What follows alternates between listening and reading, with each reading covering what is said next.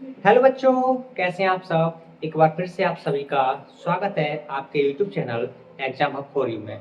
तो बच्चों, आज की इस क्लास में हम कक्षा 10 के गणित त्रिकोणमिति की प्रश्नावली 8.1 के हम 3 प्रमुख सवाल करेंगे, जैसा कि आप स्क्रीन पर देख पा रहे हैं। सवाल नंबर 6, 7 और 8। तो आइए शुरू करते हैं। शुरू करने से पहले बच्चों, मैं आपसे कुछ कहना चाहूंगा कि अगर आप अपने गणित को एक शानदार तरीके से, इजी तरीके से, क्रम से पढ़ना चाहते हैं तो इस चैनल को सब्सक्राइब कर लो और बेल आइकन को दबा दो, ताकि आपके पास हर एक वीडियो का नोटिफिकेशन टाइम टू टाइम पहुंचे। तो आइए शुरू करते हैं। देखिए बच्चों, पहले सवाल में कह रहा है कि ए कोण बी न्यून कोण है। कोण ए और कोण बी कैसे हैं? दोनों न्यून कोण है।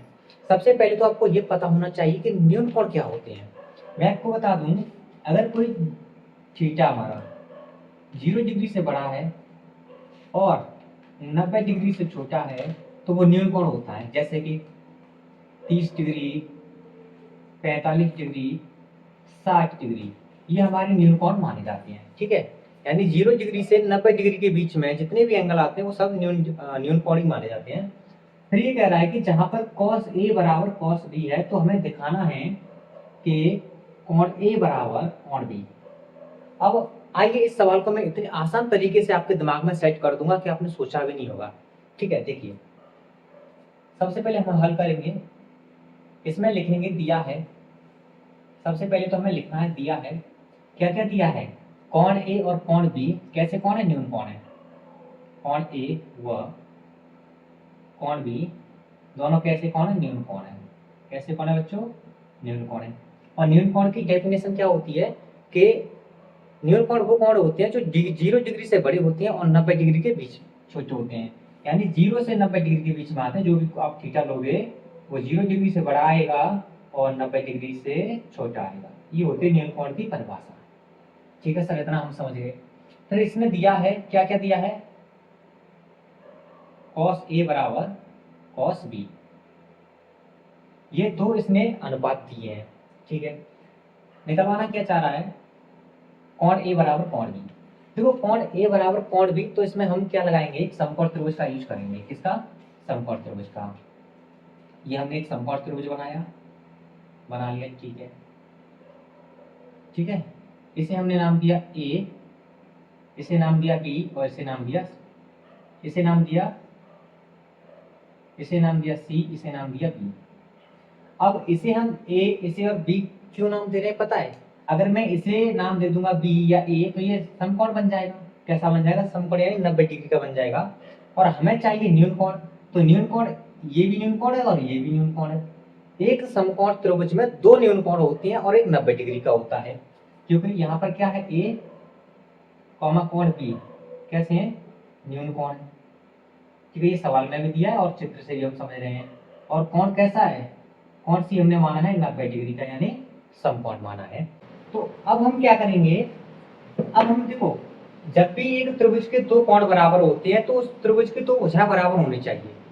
तो हमें दो भुजाएं बराबर करनी है, तभी दो कोण बराबर हो पाएंगे। तो दो भुजाओं को बराबर करने के लिए हमें यहाँ पर क्या करना होगा? cos A का अनुपात लेना होगा और cos B का अनुपात लेना होगा।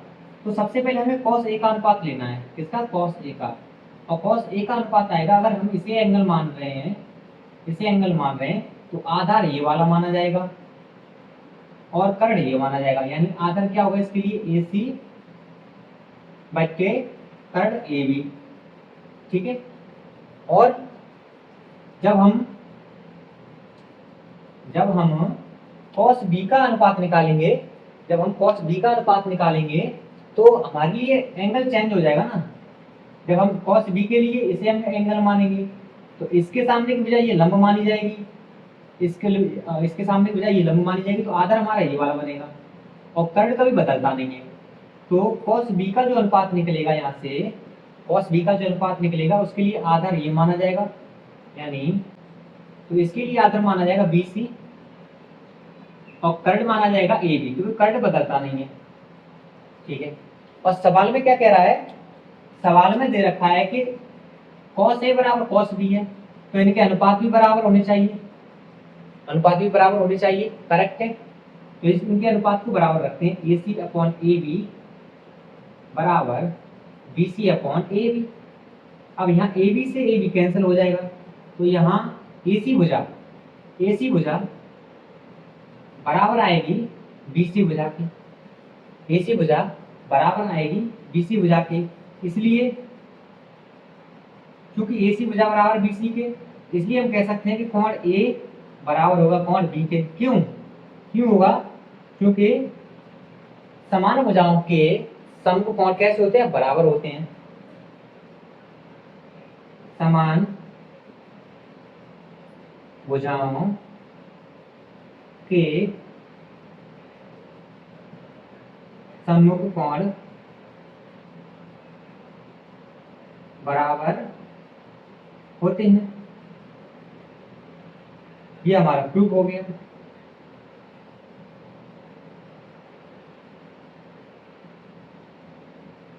ठीक है, मैं उम्मीद करता हूँ कि आपको समझ में आया होगा। अगर समझ में ना आए ना तो इस वीडियो को एक बार और देख लेना, आपको एकदम क्लियर समझ में आ जाएगा। जब भी आपसे ये कहे कि एक त्रिभुज इस टाइप से ये सवाल दे रखा है और कह रहा है कि कोण A बराबर कोण B है, तो कोण A बराबर कोण B तब होगा जब एक त्रिभुज की दो भुजाएं बराबर हो जाएंगी, तो उन भुजाओं के समकोण बराबर होते हैं। जैसे कि ये वाली भुजा और ये वाली भुजा दोनों बराबर आई हैं, तो इस वाली भुजा का सामने का कोण ये है और इस वाली भुजा का सामने का कोण ये है, इसलिए तो कोण A बराबर कोण B हो रहा है। यानी इसका मतलब ये है सर, अगर हम इस त्रिभुज की बात करें, जब ये दोनों भुजाएं बराबर हैं, ये जब ये वाली भुजा इस भुजा के बराबर है, तो ये एंगल 45 डिग्री का होगा और ये एंगल भी 45 डिग्री का होगा, और ये एंगल तो आपका पता है 90 डिग्री का होता है। तभी तो तीनों एंगल को जोड़कर तीनों एंगल का सम 180 आना चाहिए। यानी 45 डिग्री प्लस के 45 डिग्री प्लस के 90 डिग्री, तीनों एंगल को जोड़ेंगे तभी तो 180 डिग्री आएगा ना। इसका असली मतलब ये है। तो आइए अब हम दूसरा सवाल करते हैं।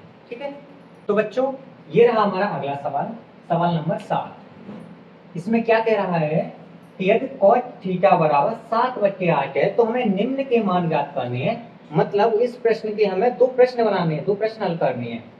पहला प्रश्न है 1 + sin theta 1 - sin theta upon 1 + cos theta in bracket 1 - cos theta का मान ज्ञात करना है।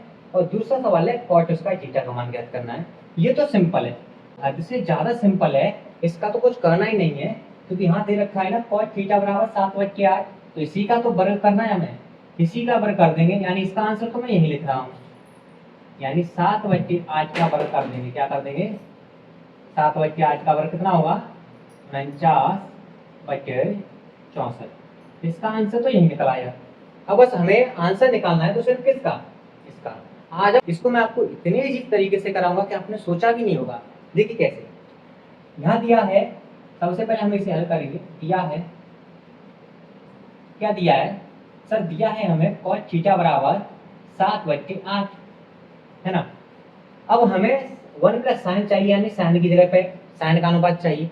अब sin का अनुपात क्या होता है? लंब बट्टे कर्ण। लेकिन यहाँ पर क्या है? कर्ण बट्टे आधार, कर्ण। लेकिन यहाँ पर क्या है? यहाँ पर आधार बट्टे लंब, इसका अनुपात है आधार बट्टे लंब। और हमें चाहिए कौन? कर्ण, क्योंकि कर्ण बहुत जरूरी है हमारे लिए।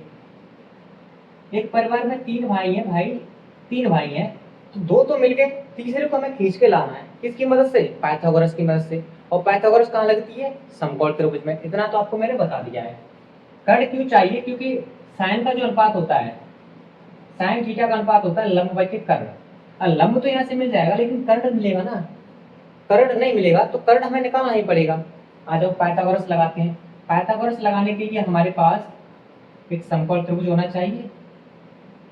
अभी एंगल ए मानो, बी मानो और सी मानो, इस एंगल को नाम दे दो थीटा। तो इस थीटा के सामने की भुजा हमें मिल जाएगी क्या? जब से हमें एंगल मान रहे हैं तो इसके सामने की भुजा लंब होती है। लंब के लिए मैं एल बना रहा हूँ, और इसके नीचे की भुजा ये वाली, ये आधार होती है, और कर्ण कभी बदलता नहीं, तिरछी भुजा हमारी करड़ी होती है। हमें यही निकालना है। क्योंकि दिया है cos थीटा बराबर आधार बट्टे लंब, तो आधार कितना है? 7, और लंब कितना है? 8। तो हमें कर्ण निकालना है। क्या निकालना है? कर्ण। आ जाओ पाइथागोरस प्रमेय लगाते हैं। पाइथागोरस प्रमेय। पाइथागोरस प्रमेय ये कहती है कि ये जो कर्ण होता है ना, इसका वर्ग बराबर होता है इन दोनों के वर्ग के योग के बराबर, यानी लंब का वर्ग प्लस आधार का वर्ग। कर्ण क्या है? AC, यानी AC का वर्ग बराबर लंब क्या है? BC, BC का वर्ग प्लस AB का वर्ग। आधार क्या है हमारा? AB का वर्ग। अब इनके मान यहाँ पे रख दो, मान रख देंगे तो यहाँ से AC निकलेगा, AC बराबर निकलेगा जब यहाँ से दोनों तरफ का वर्गमूल लेंगे तो इधर हमारा क्या लग जाएगा? अंडर रूट लग जाएगा। तो BC का मान कितना है? BC कितनी है? 8, 8 का वर्ग प्लस AB कितना है? 7, यानी 7 का वर्ग। ठीक है, ठीक है सर।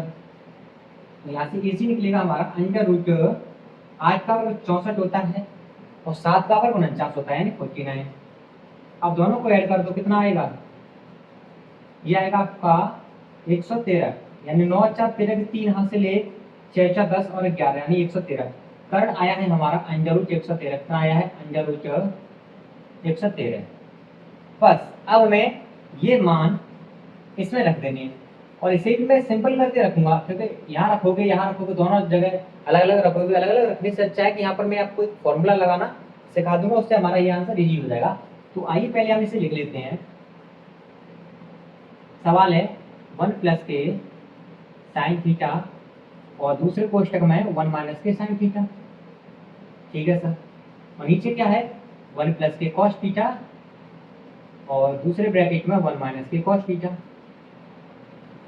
आपने अलजेब्रा पढ़ा है बीजगणित, उसमें आपने एक फॉर्मूला याद किया होगा, ए स्क्वायर माइनस के बी स्क्वायर। तो ए स्क्वायर माइनस के बी स्क्वायर की कंडीशन क्या होती है? ए स्क्वायर माइनस के बी स्क्वायर बराबर होता है एक ब्रैकेट में 1 प्लस बी, यानी ए प्लस बी, और दूसरे ब्रैकेट में ए माइनस के बी। अब आप यहाँ देख रहे हो ना, ए प्लस के बी और ए माइनस के बी, ए प्लस के बी और ए माइनस के बी।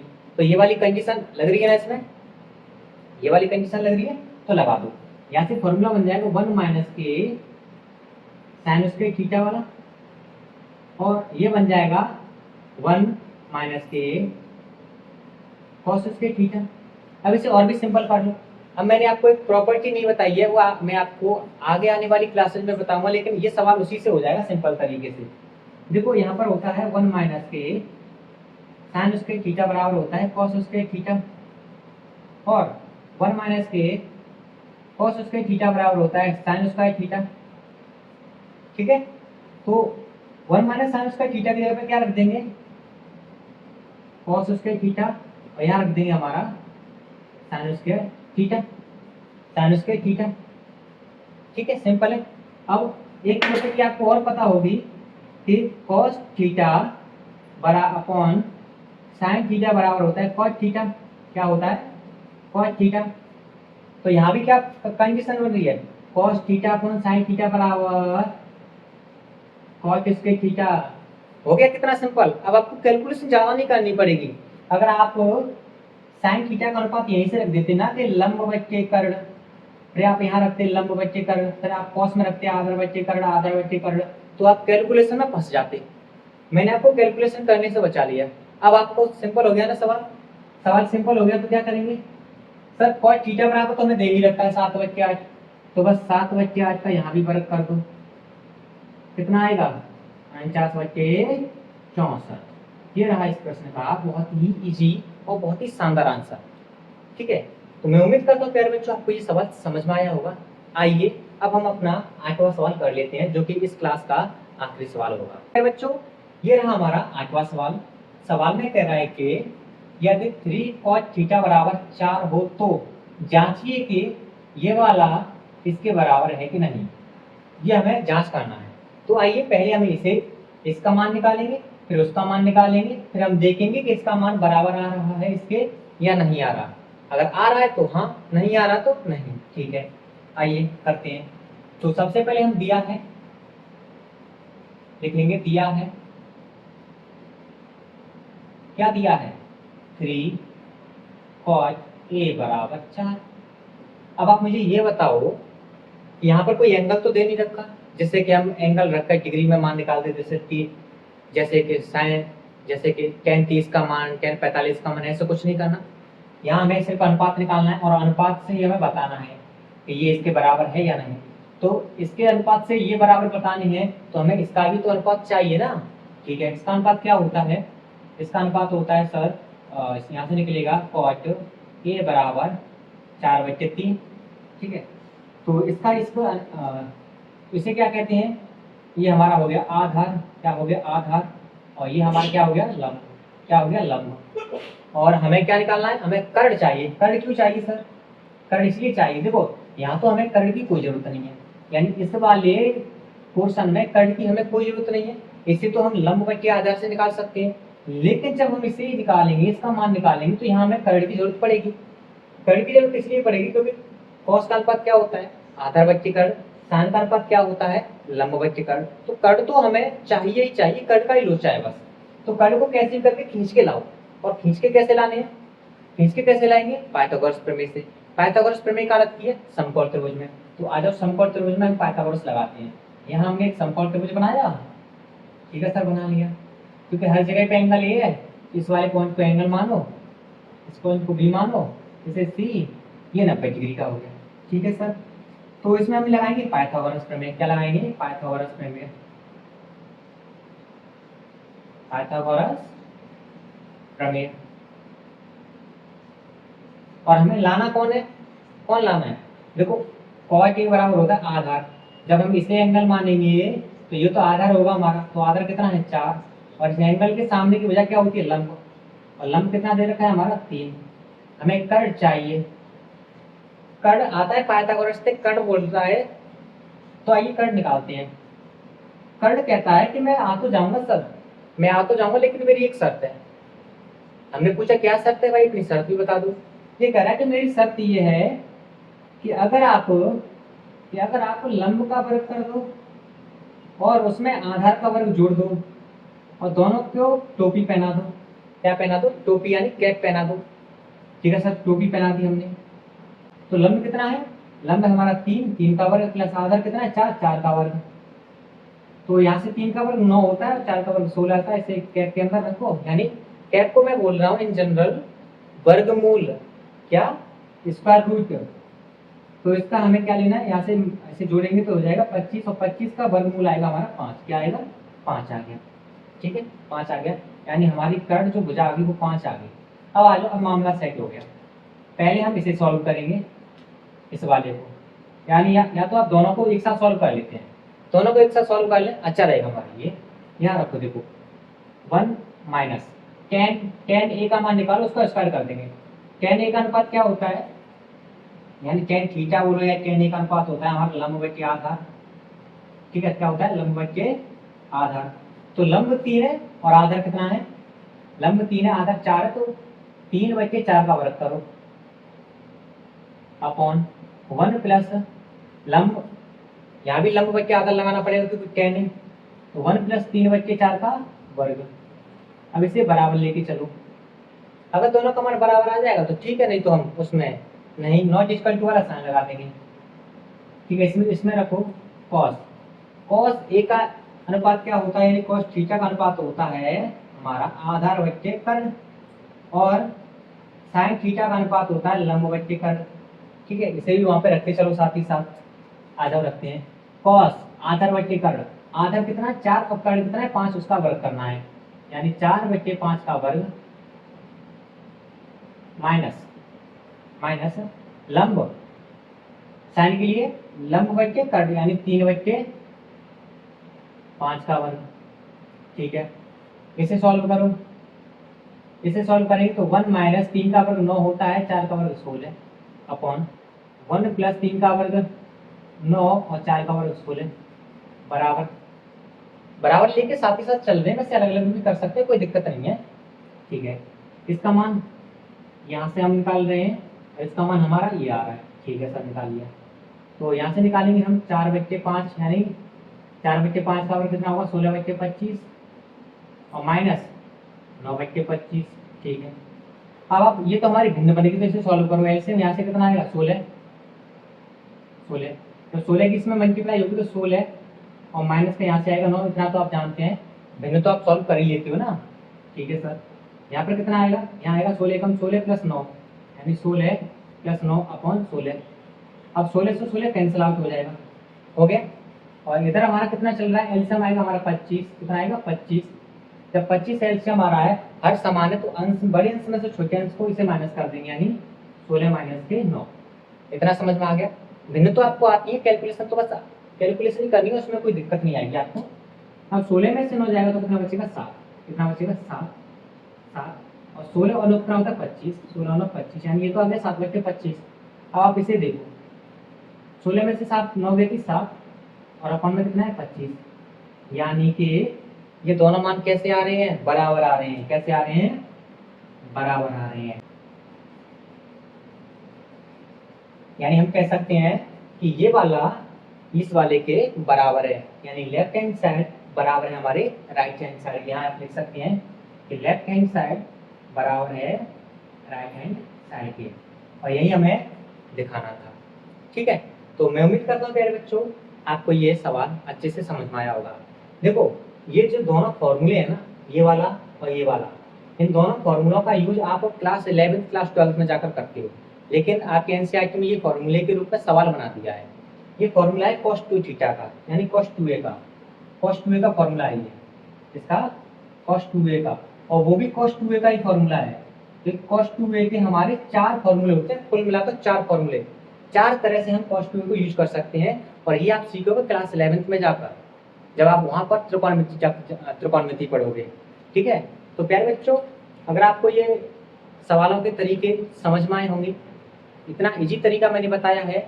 अगर आपको इसी तरह से बहुत ही शानदार तरीके से और आसान तरीके से अपनी गणित को कंप्लीट करना चाहते हैं एकदम क्रम से, और अपनी तैयारी को बहुत ही अच्छे लेवल पर ले जाना चाहते हैं, तो आप अपने इस यूट्यूब चैनल को सब्सक्राइब कर लेना, बेल आइकन को दबा देना, ताकि आपके पास हर एक वीडियो का नोटिफिकेशन टाइम टू टाइम पहुंचे। तो चलिए मिलते हैं एक और शानदार क्लास में।